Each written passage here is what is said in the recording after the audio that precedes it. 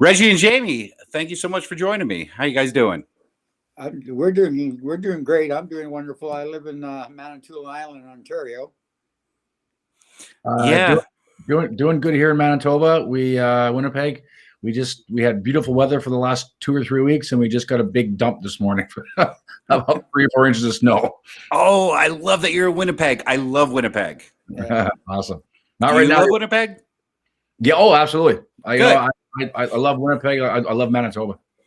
Yeah, one of my favorite bands is the Weaker Thans. I don't know how big they are in Winnipeg, but they should be big. Yeah, yeah. Of course they are. Yeah, for sure. Of course they are. Of course they are. So it's interesting. This podcast is called "My Dad Used to Play Hockey," but this is the first time that I've had two players on, and it could be called "My Son Used to Play Hockey." Jamie, I feel like you're the only member. Well, Reggie, actually, I think you're the only member of the Broad Street Bullies who spawned a player who made it to the NHL. I for some reason wasn't introduced to the game until I got to high school. But Jamie, you made it to the NHL, which is phenomenal. Yeah, it's quite a feat that I'm pretty proud of it. And it just helped being around all the Broad Street Bullies or the Flyers or all those guys, right? I mean, I learned a lot growing up. Yeah. I also got a lot of opportunity. I did a lot more skating than everyone else did because every chance I got, I went to the rink and tried to skate before and after the practices. So, I was kind of like a mini rink rat when I was younger. So, I definitely got to do some more stuff. Well, damn it! I wish that I had kind of followed that same path because I was not introduced to the ice until I was much older, and I feel like I had a natural instinct for the game, just based on my dad's DNA. But when you don't really start playing until you're 15, you're not really going to have a chance to go anywhere with it. So good for you, Reggie. Yeah. No, it's like I said, Jamie had the opportunity to meet all the guys back in the 70s, and he was at the rink all the time. And the only time he got kicked off the rink is when Clarkie wants him off the ice all the time. So, I grew up with your dad. I grew up playing against him when he was in Saskatoon, and we became really good friends with the Flyers. And he was probably one of my better friends on the Flyers hockey team at that time. So it's to me, it's the things that have done on with the Flyers itself. Playing all those years and playing in the National Hockey League. He was one hell of a hockey player. Yes, I know this. Yeah. He tells me. He tells me. Yeah. It's kind of a recurring theme. People tell me that he's great, and I say I already know. He was so tough along the boards. You wouldn't even believe it. But now I feel like, and Jamie, tell me if your dad does this. He's kind of adopted, I feel like, other players' stories as his own. As the years go by, it's like, I don't think that you were actually a part of that moment, but I'm not going to call you out on this. But I feel like that was a Gretzky moment, or No, I haven't had that experience with my dad at all. Yeah. I do have a quick story about if you don't mind. Please do. When I was coming back, when I was playing pro or even junior, I played in some of the Flyers alumni golf tournaments. And all the celebrities were supposed to sign that, whatever, and I'm signing my name, and your dad comes along and sees my signature, and something he taught me, and from that day forward, I did this. He said, you need to get a signature where people can read it. Yes. Right. And he's such a dad to everybody. He's told me that a million times. Said because years from now, someone might be looking at this jersey, and then they say, who's this guy? I can read Jamie Leach, and all of a sudden, you might get some business from it.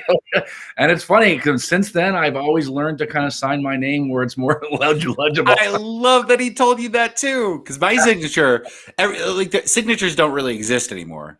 Because when you sign things, you sign on a phone, and it's just kind of like squiggly lines. Yeah. And he would always give me guff about my lack of legibility when it came to my signature. And I remember the first time I got it'll be to the chagrin of many Flyers fans, but my hero growing up was Mario Lemieux. When he signed his name, it totally illegible. And that was the first thing that my dad pointed out. I think that's awesome that he said that to you as well. That's funny. Yeah. Reggie, can I just bring up a pop culture moment that you're involved in that you may not be aware of? Are you familiar with the show It's Always Sunny in Philadelphia? Yes. Okay, so do you know about the moment? Yes, yeah, I got. I love that. You know, I had so many people sending me the clip on that. Good. And you know, it was, to me, it was amazing just being on there and getting the question wrong. Yeah. So, yeah, I got the question wrong. You got. Oh, No, I what did you didn't. think it was? Tim Kerr or something? No, So if you don't know that moment, and if you don't know Sunny in Philadelphia, get acquainted with it. Mac and Charlie, two of the main characters, are on a radio show called Preston and Steve, who have been on in Philadelphia radio forever. And the question is, who has the most goals during a regular season in Flyers history? And an exasperated Mac finally says, out of desperation, Reggie Leach, and that turns out to be the right answer, because you had 61 goals one year. Yes. And I remember watching that and be like, I know Reggie Leach. That's amazing. No, it's an amazing year. It was an amazing year. It's you know, it's one of the highlights of scoring 61 goals in a season, and being on a TV show, which is exciting also. Yeah, those guys really do play a good amount of tribute to Philadelphia. Jamie, I remember when you were coming up and breaking into the NHL, I was so fascinated with your career because you were like a brethren. You know, there's this weird, even though we may not speak that much, there's this weird bond that the Bullies kids have. Sure. And I remember the first time I played as you in Sega NHL 95. I was the slowest one on the ice. Yeah, I know. Yeah, you weren't good. Like the game really wanted me to have, you know, my starting players be Yager, Francis, Lemieux, and I'm like, no, I'm going with Jamie Leach. You know how bad I was, Zach? I didn't even pick myself when I played. But you're also a rare tandem in that you both have your names inscribed on the Stanley Cup. That's amazing. Again, I don't think my dad ever wanted this life. You know, I think you know how his career ended. He had kind of a back injury and didn't want that for me. But I would have taken any sort of tutelage that he had growing up and playing hockey. And Reggie, I mean, how important was it for you for Jamie to actually play hockey? I think it's you know, Jamie was always a good athlete, and you know, he had a choice either go baseball or hockey, and he chose hockey, and you know, I was happy about that, and you know, he proved to everybody at that time of playing hockey in Philadelphia, you can still make it to the National Hockey League, because at that time there wasn't too many players that even played pro, that played minor hockey in the States of different teams around. So it's something that I was very proud of. He went that route and went back to Canada, played his junior hockey there, and got drafted by Pittsburgh. And for winning the Stanley Cup, both of us, is that I'm very proud of it, because we're both First Nation, and we're the only father and son First Nation that have won the Stanley Cup. So it's to me, it's a very, very proud moment. Yeah, talk about that. There's there is that importance that you have to the First Nation in Canada. You know, how much does that impact, you know, you knowing that you could be an inspiration to, I mean, you know, the First Nation definitely struggles in Canada, and you're a beacon of light. Both of you are. Well, I think, you know, with what's going on with our First Nations, and I think that what Jamie and I do with our shoot to score hockey program, it's not just teaching hockey. It's teaching life skills, and you know, we have classes on that, and certain schools that we put on and stuff like that. And it's very important for us to go into these First Nation communities and prove to them that, you know, you can accomplish a lot of things in your life, and you know, and move on and become a pro and stuff like that. So it's to me, it's very, very heartwarming for me for what the work I have done over the years and all the communities I have visited. I always tell people there's 630 First Nation communities. I probably been into 300 of them. Wow. So I got to do a lot of speaking in different communities, and I think the big thing is that with Jamie and I is that we go in there and we know what we have to do, and we treat everybody the same, and that's very important to pay a little bit of attention to these kids, because some of these kids that we see up, especially in the north, and in Cambridge Bay and areas like that, is that when you pay attention to these kids, they just love you, and that's very important for myself, is to be involved with these young kids. And I know that Jamie will laugh at this one. Jamie, I'm still old school, so with Hockey Canada, you can't pat you can't hug the kids anymore, or pat them on the back and stuff like that, and all I can hear from across the rink, Dad, stop that. So I understand that, but that's why I've been taught is treat the kids nice, and it's so great to have them around and everything else. And Did you realize that you were kind of an important figure at the time? Because one of my upcoming guests this week is Willie O'Ree, and he's described as the Jackie Robinson of hockey. And he was to some degree, but it took 13 years for the next, black player to come in. And I'll be curious to hear if he realized his importance to the game at the time. And Reggie, for you, and then Jamie later for you, did you realize that you were bigger than just yourself? You were representing an underrepresented group in the NHL. Well, for myself, I already had heroes that played in the National Hockey League before I came along. We had Freddie, Zak Moose, George Armstrong, Jimmy Nielsen. So those are the guys that I didn't play against Freddie, but those are the guys that I heard about before I even turned pro, and I was always looking forward of playing or meeting them, and I sort of idolized them, and because they played in the National Hockey League, and I think for myself, playing in the National Hockey League for 13 years, and the things I accomplished and what I did after hockey is more important to me than when I was playing in the National Hockey League, because I got involved with the First Nation stuff that was going on. I understood it better, and I learned more about my culture and stuff like that. So it's very important for me to give back to the community. Yeah. I believe, I'm a big believer that anybody that is successful is, you can't do it by yourself. You got to have your community behind you to help you out, and all your best friends and everything else to put you in the right direction. And Jamie, obviously this is something that's important to you as well. It is, and it's when I started playing pro, I was lucky enough to get involved with a group of guys that we used to put a hockey school on in Lloydminster, Saskatchewan. That's kind of where the shoot to score idea kind of originated. That's I did hockey schools when I was younger, but then I started getting involved with this group that we were doing more First Nation based schools, and that's kind of, like I said, how our business kind of started.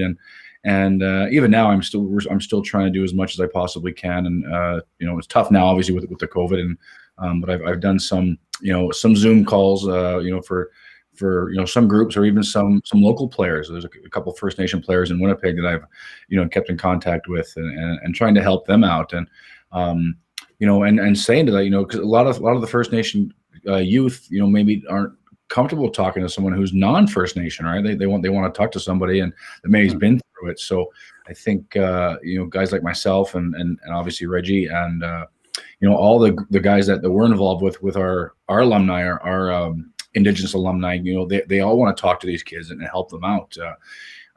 It's just so nice to see the NHL. There's quite a few players that are starting to play and get out of that prototypical role that they used to be in, right? I mean, a lot of them, back when I played, a lot of the First Nation kids were kind of the enforcers, right? So it's just nice to see, guys like Ethan Bear doing really well with with Edmonton and some of the guys that are playing bigger roles in the team, and it's good to see. And it's good to see those kind of players getting. One thing that Dad talks about is your community will always be there for you, no matter what. But so please go and try and do what you can. Don't always just rush back to your community. So it's good to see players doing that now. Yes, it is. Yeah, we have more skilled players today. And then instead of being the tough guys and everything else, and I know back in when I played with the Flyers, we didn't have that many First Nation kids even in the organization, and there was there was only a couple in Oakland I played in, and there might have been maybe 10 to the whole league in the 70s and 80s, and that was it. And then back like when Jamie went pro in 89 and 90 and that, then that started to be a trend of bringing these First Nation guys that were really tough into the league as bodyguards, what I call them. All right. And that's pretty well what they used them for. And it has been changing over the last 10 years, which I'm very proud of, because they're very skilled hockey players. And we see these kids up north, and they can skate like the wind, and a lot of them, all they need is some good coaching and steer in the right direction, and they'd be good, really great hockey players. I want to talk about each of your Stanley Cup experiences. I'm going to start with you, Jamie. Your name's on the cup. You got to play with, as I mentioned earlier, my hero growing up. Again, sorry, Flyers fans. I love the Flyers, but I love Mario Lemieux. You played with Mario. That's amazing.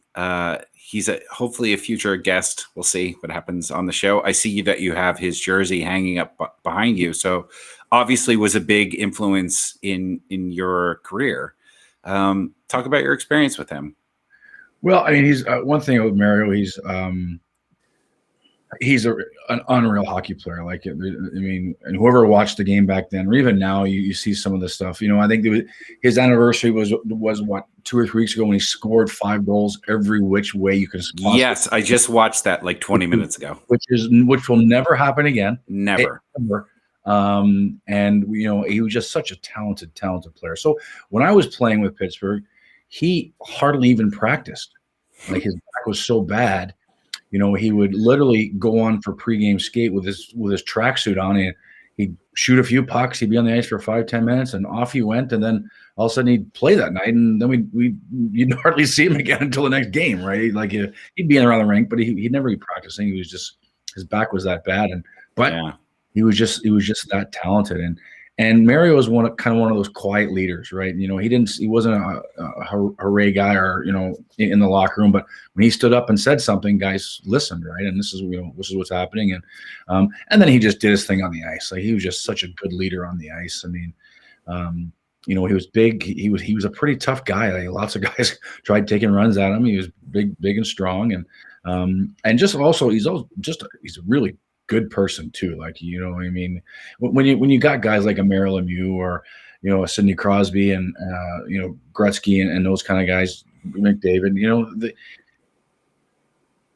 they're unreal. They're generational players, and some guys act a little bit differently because of that. But Mario was a nice guy. Like, you can go talk to him. He would give you the time of day when he needed it, and I was just so fortunate enough to watch him play. And then, of course, right after him, Jágr came through the locker room, and another generational player as well. So I was quite fortunate with the Penguins to have some really good players come through.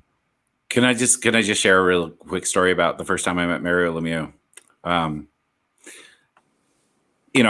I like you, Jamie, had the benefit, which I'm sure you appreciated growing up, of being able to visit the locker room, seeing the players. But in the locker room, nudity is common. So I remember the first time I met Mario Lemieux, I'm asking for his autograph. He has nothing on whatsoever. This is a story I tell often. Imagine this is your hero. Like, I wrote a letter to him wishing him well with his Hodgkin's disease. And later, I'm in the locker room asking for his autograph, and he's being super gracious, like everybody. Ron Francis was there, Jágr was there, and weird, like he always is. Yeah, I'm right at eye level.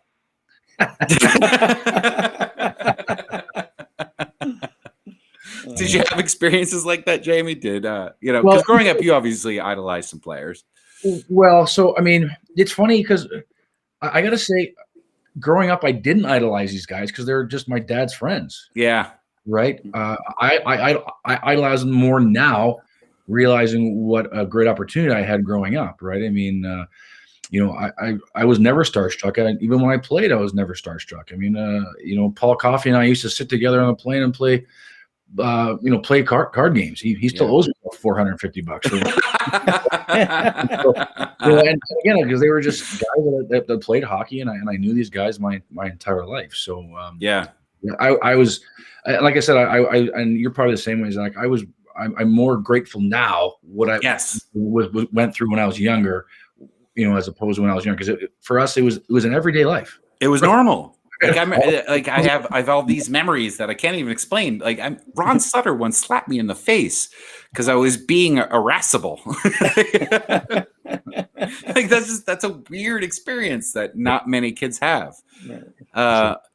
Reggie, and I'll go back to you, and because I've talked to a few of the bullies now, Dave Schultz, and I hope you're in contact with him. He's struggling a bit, but I think that he's going to work things out.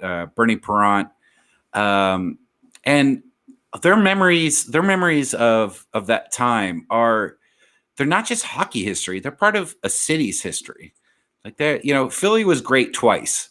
It was great when it was the nation's capital, and then it was great again when it was the hockey dynasty. Those are the only two times, and you were part of that. And the moment that I think reflects everything is the parades, and you were part of the second parade.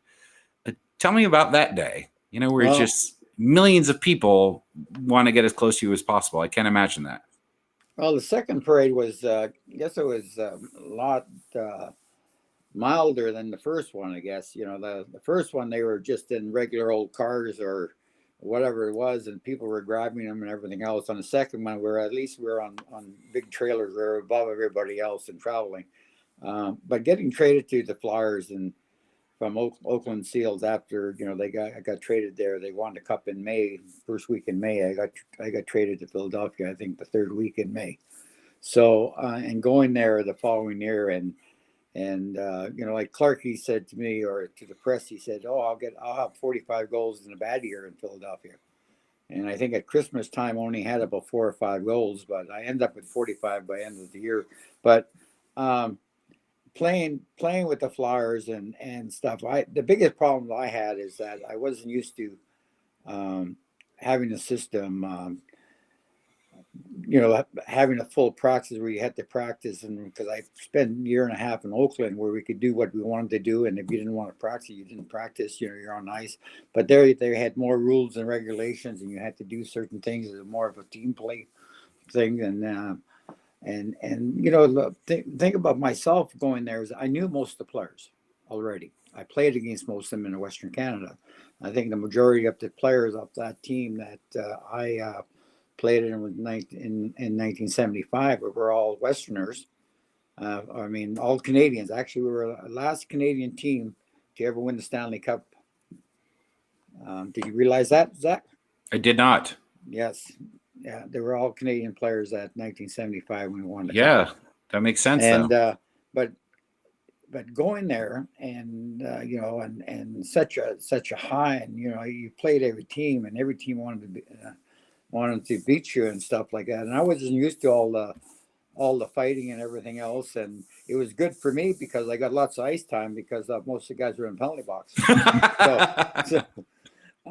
But it's also open, you got a guy like Dave Schultz and Selesky and DuPont and they opened the ice for Bobby Clark and I and Billy Barber because that always gave us an extra 2 or 3 seconds on ice what we wanted to do because nobody would touch us. So it sort of opened everything up for our top line and everything else, and then you had your dad on the third line and that, but that line they were the best checking line I'd seen back in the 70s at that time, what they did for us. And, everybody had a role back then. You know, it doesn't matter what you did on the team. You had a role to do. Bob Kelly, he knew when he got on shift Yeah. on ice, he's going to have to hit somebody or start a fight to get us going again. Yeah, go out there and be a psychopath. Yeah. Yeah. I hated playing with him on my line because you had to watch. You didn't watch out for the other player. You had to watch out for him. So you didn't that was the biggest thing. So he was actually he was my first the first job I ever had. He was my boss. Yeah. And as a boss, he was very similar to the way he was as a hockey player. Yeah. Unpredictable, spastic. Fred Sherrill told him once that the fastest way to get to something is a straight line. So he would go after somebody, and if somebody's in front of that line, that's who he's going to run you over also.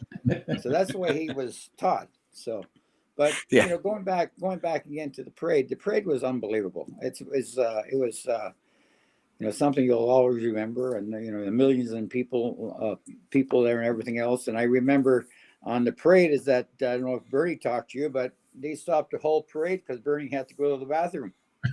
That does not surprise me. Yeah, they stopped the whole parade. He ran in the house, used somebody's house, and came back, and the parade was going again. So Bernie had the power to stop everything at that time. Yeah, Bernie told me some great stories about the first cup where, you know, there's, I'm sure you've seen it, Reggie, even though you weren't a part of it. Like there's, you know, the iconic Gene Hart call. The Flyers are going to win it, the Stanley Cup. But in the meantime, while he's yelling that, there's still 6 seconds left. And Bobby Orr shot a Hail Mary shot from his own end. And Bernie was already skating towards mid-ice in celebration. And had that gone in, that would have gone in because he was not minding the net, which is it's very, very Bernie. Well, the only thing I really remember with the parade is the streakers. So but those, it was amazing. It's amazing how many people that came out where they closed the whole town and everybody came out to it. And the old, it was a Vet Stadium at that time. Still Vet, yeah. The ugliest stadium ever built, besides Shea.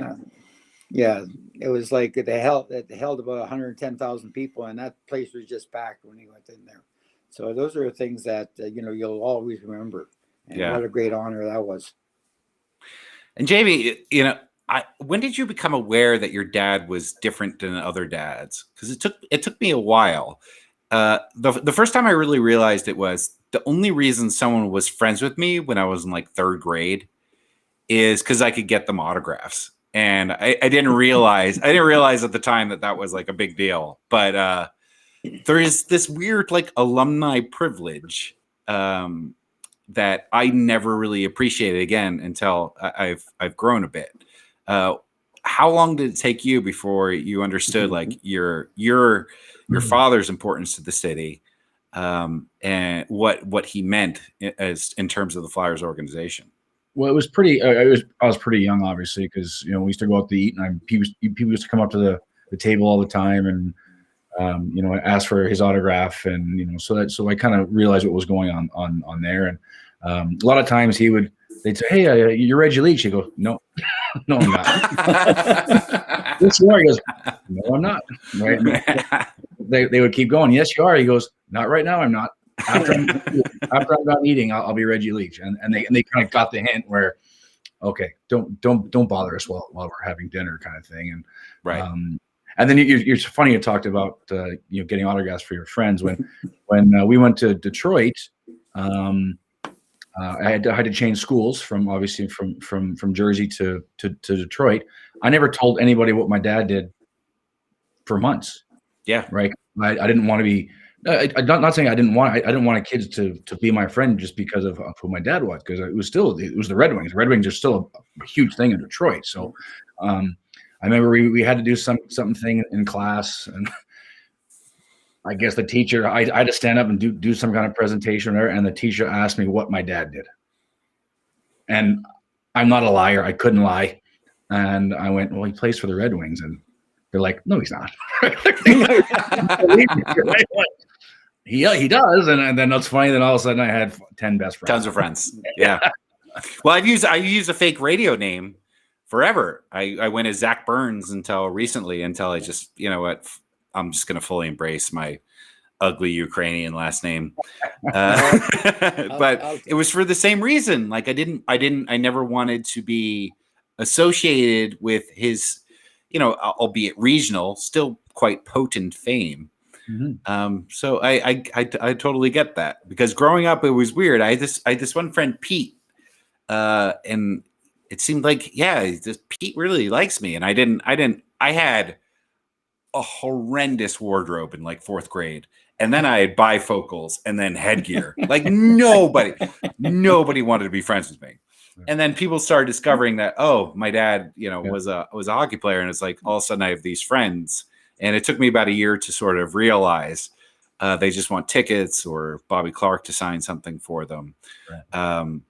So I wanted to build my own brand. But now at this point, I just fully embrace it. There's nothing cooler to me. And it's weird that this probably happens to both of you. Like, people come up to you and want your autograph, want to shake your hand, want to share a memory. I love that now. I love that. Well, it annoyed me when I was 12 because, everything about your parents annoys you when you're 12. I adore it now. It's great. Like, it's great that my dad's been reconnecting with a lot of, former teammates and everything. It's a legacy that's important and should be preserved. And I think it's awesome. Well, Dad's dad doesn't even know my first name. Hey, Leach, he just calls me. So here's another story here, Zach, talking about this. I heard about the story after I was finished hockey, and what Brandy and Jamie did about you talking about autographs. Yeah. Right. Back in Jersey when we were living there, is that they used to come in and get me to sign all this stuff. I didn't know what they wanted it for. As I signed it for them, the way they went out. They were selling it for $1 autograph. That's what Jamie got his business from. Business mind. Him and Brandy, my daughter. So. Oh, that's great. And the mother made him take it all back, though. I think. Anyhow. I have such a great stories I heard. I have a great memory of Brandy. I can't remember what event we were at. I feel like it was the All-Star game, maybe, when it was held in Philly. And all the kids were in a hotel room, I think. And I remember she ordered like a $22 hamburger from room service. And I was just like blown away. That like sounded like the most expensive food item ever. And she was like, yeah, Dad will take care of it. I'm like, that is an amazing philosophy. Yes. I love that. So now you've started this new organization, Shoot to Score. I think it's great when you're able to have this association with the game after you stop playing, after you stop putting on the skates. And a couple of the players that I've talked to sort of struggle about the next chapter in their lives. And Jamie, I want to start with you. Like, you had to eventually quit. How much, and this is a question I sort of ask everybody because I think it's just eternally fascinating. Did you have a plan, or was it like, oh, damn, it's over now and I got to figure out what to do? Well, I did have a plan. I had an idea what I wanted to do. But we'll back up. I was 15 years old, 14 or 15 years old, and I got a job in the summer, a full-time 9-to-5 job for the first time in my life. I was carrying doors for a door company in Jersey. So every day I'd get up 9 to 5, I'd go and carry doors for 8 hours a day, and it did two things for me. One, I was a hockey player, so it made me a lot stronger. And two, right. I tell this story to everyone. It showed me what I did not want to do. I did not want to work 9 to 5 for my life. And that was the only and last 9 to 5 job I've ever held. So now let's fast forward to when I was done playing. My first goal was done playing was just hopefully start doing some coaching somewhere. So I did that. I coached junior for a few years. And then I kind of decided to take a break. I was a golf pro for a while, and in amongst then is when we started to Shoot to Score hockey. Right, it kind of started off. I think the first year we only went to 2 or 3 communities. Right. And, now for me, it's my full-time job. Like it's something that I can do 12 months a year, and I can work as much or as little as I want.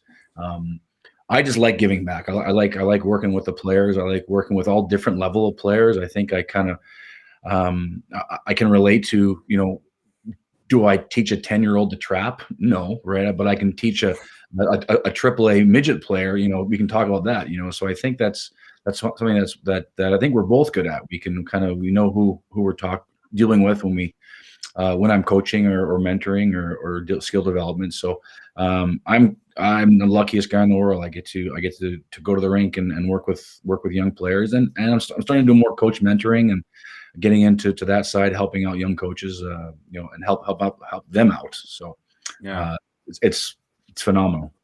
that's great. And Reggie, how about you? Because it's I feel like it's more in players' minds now that this isn't going to last forever. But back in the 70s, it was like, this feels like this is all I have to do, and then I'll just retire. Well, yeah, it sounds good, but it comes to a sudden stop, and most of the players in the 70s, I think that they like, for example, with your dad, there's major injuries that go along with the back and everything else, and there's so many players that I played with that had the back injuries and put them out and stuff like that, and for myself is that. I retired when I was 34, and I moved on from there. And you don't think about, it's going to come to an end and stuff like that. And most of the players that I grew up, most of us didn't go to school. We depended on just playing hockey and making a good living that way. And when I got divorced in '85, and from there I moved on, and I started a big landscaping company. I did that for 22 years, and you learn to move on with your life. And then I happened to move back to Canada at that time, back about 14 years ago, and got really involved with Jamie with shoot to score hockey, and I loved it to shoot to score because of I'm still old school, and Jamie and them, they taught me how to teach the kids and everything else. I learned off them all as I went along, and I got to meet so many wonderful people in different communities across Canada, and Yellowknife and all the northern places and that. So it's to me it's a great honor just to be with the kids and sharing my experience with as a hockey person and life choices along the way. There's with this podcast, I'm able to tell where people download the show from, and I had 4 downloads in Yellowknife, and that got me crazy excited. I don't know why. I had 4 from Yellowknife and 8 from Flin Flon. I'm like, I'm reaching the hockey community. Yellowknife is a wonderful place. Was one of my favorite places. I think it's one of Jamie's favorite places too. And we get to go to these places year in year out. And you get to know the kids. My biggest thrill about Shoot to Score program is that when we have a kid that starts with us at 6 or 7 years old, and they're still in our program when they're 14, 15 years old, and you can see them how good they got over the years, and how excited they are when they come to see us in camps every year, and that it's really makes your heart warm just to see these kids all the time.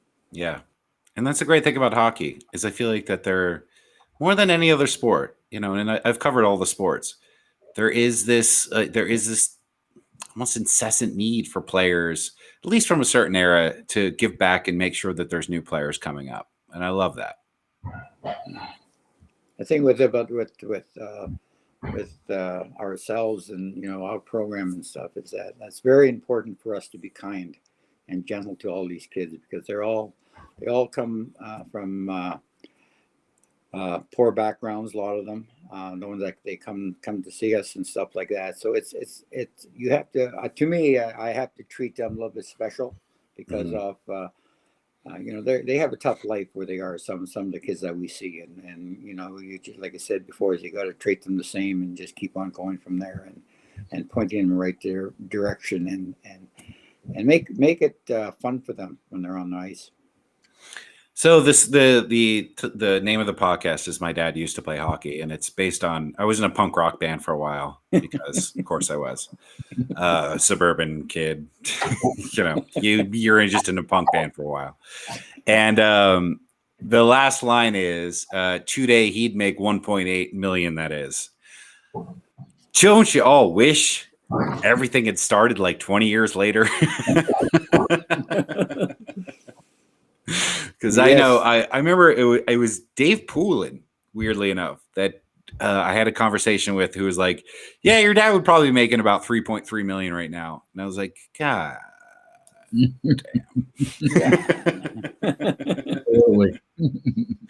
But is that a good thing? Is that, this will be kind of how we wrap up, is your opinions on the modern day game. Because, I just had I had Lou Nolan on last week, and he talked about just the, what he described as lunch pail demeanor to the Broad Street Bullies, where it was like, they're not making much more than the fans that are paying for season tickets. And there's something that bonds them about that. And it was something that Philly really needed at the time. I mean, Philly's, again, like I said, has been struggling for most of his existence. And it was just like, you guys would go to Rexies, and he brought that up. It was just like, well, I'm going to kind of go because I know fans will buy me beers all night.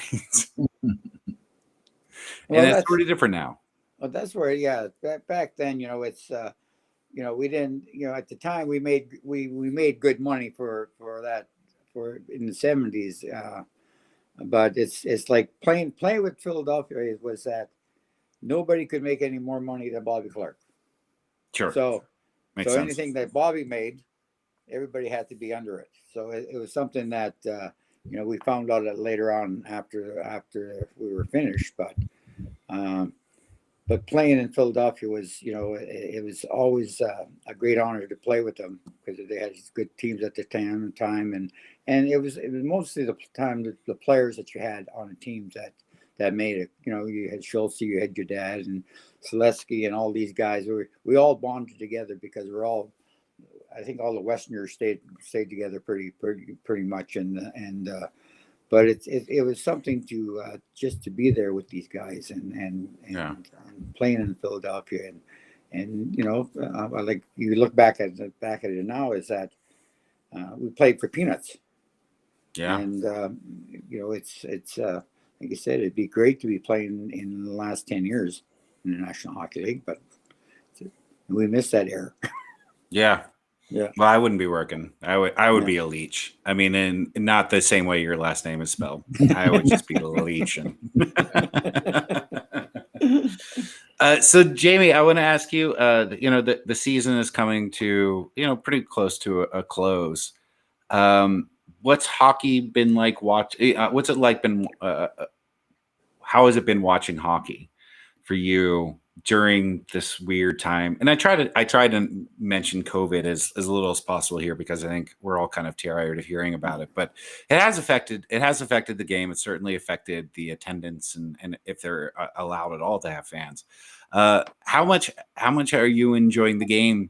Are you during the pandemic? So this is probably the first time. Well, it's the first time I've ever really become a fan.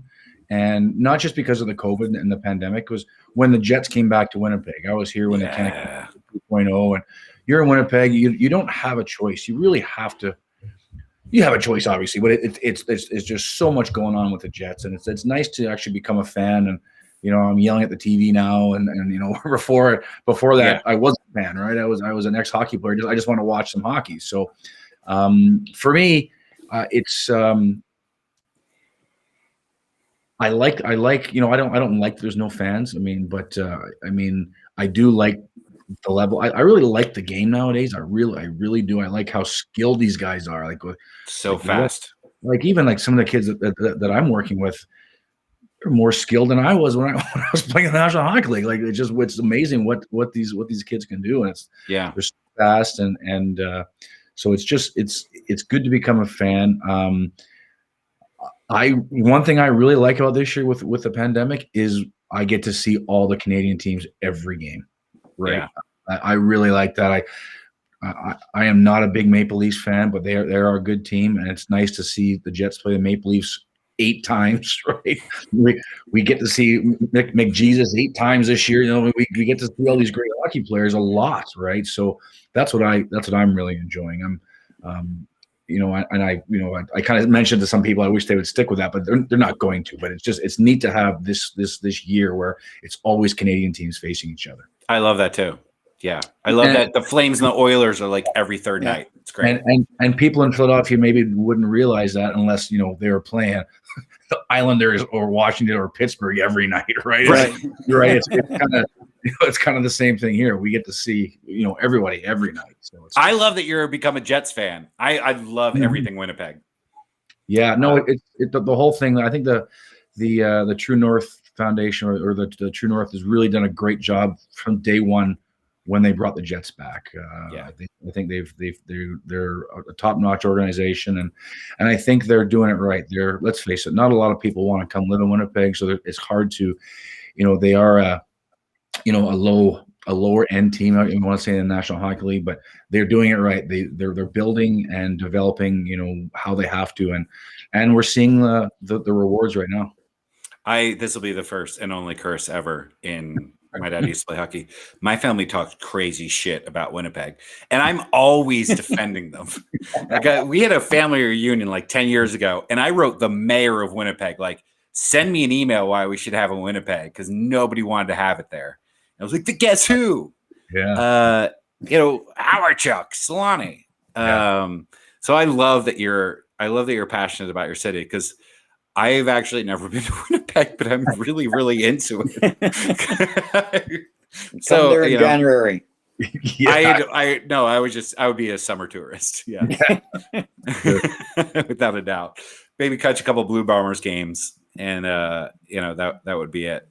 But I love that I've met now Jamie, and we're brethren, another staunch Winnipeg defender. That's great. Perfect. Yes. Well, thank you so much, both of you. For coming on. My dad used to play hockey. It's been a blast so far. I mean, this is just a passion project for me, to connect with. I feel like stories that really need to be told. And Jamie, you were a part of my hockey upbringing. I remember getting your rookie card, and then trying to sell it. Yeah. And Reggie, my dad still refers to you as the purest scorer he ever saw. When I ask him, I always, try to come up with a different answer, but he seems to always convince me that Reggie Leach was the ultimate sniper. Well, that's good. Yeah. So seriously, thank you both so much. Man, so he is a special man. Yeah, he's a nice man. And I'm glad that he harassed you both enough to come on the show with me. That's all right. He's very insistent.